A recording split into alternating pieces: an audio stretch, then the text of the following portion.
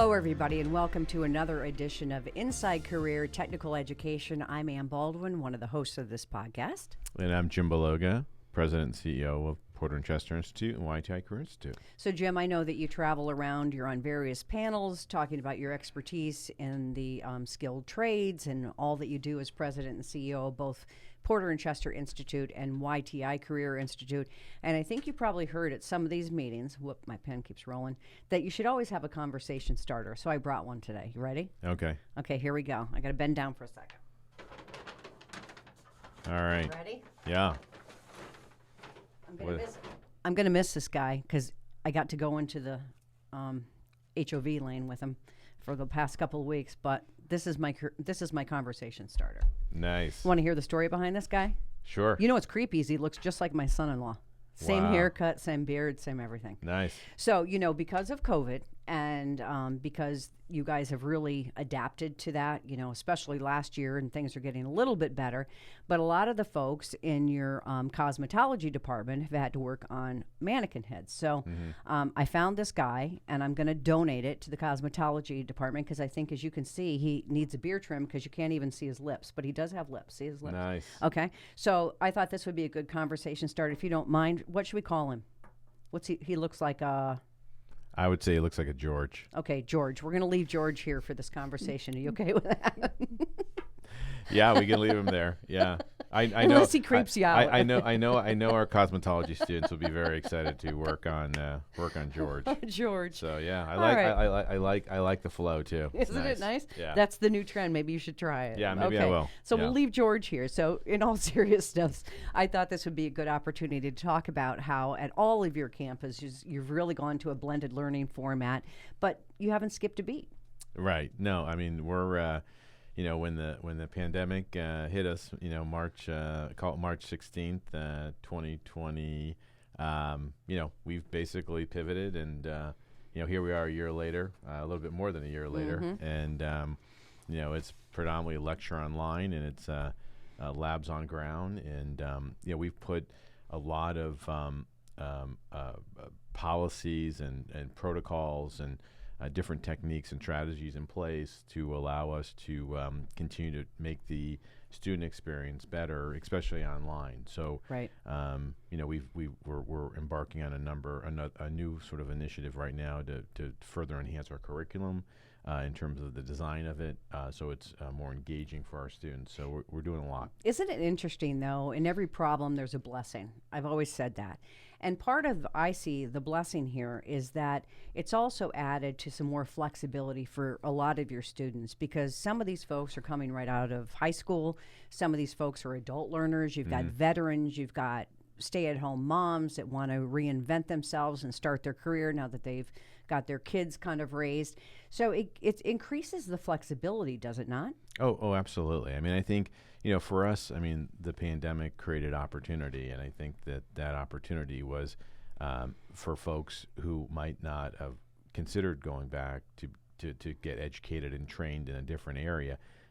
Having this flexibility has definitely created an opportunity for them. So to your point, that person who might not have been able to get to a campus physically now can actually take those classes, based on a schedule in terms of completing their work, but also having the flexibility of attending the on-ground industry modeled labs that we have.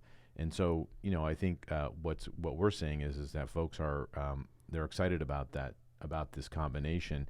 And I really think this concept of remote learning or hybrid learning and really remote work and hybrid work is really here to stay. I think it was a quick trend to manifest during COVID, and I think now, we've been doing it for over a year now, and I think that process is really people have embraced it. Yeah. I think people have the behavior has started to change. I think it's just like mask wearing. I think depending on where you're at. I think that many folks have just gained a level of comfort with wearing a mask, and I think that's and trying to social distance, and and all those things. I think behaviors have changed as a result Right, of the pandemic. Yeah. right. Commercial real estate has it's gone down. People are, they're set up, they're ready. Right. And the good news is it's just as effective, they're finding. A lot of people had their questions about, remote learning or working from home, and they're finding that people are even more productive. Sure. You don't have the drive time, you don't have all these other components. You might have some kids screaming in the background or a dog barking, but Right. we can all deal with that, and I think Right. we've learned to. So let's talk a little bit about the start dates for some of your programs, Jim. We have our next start May 31st.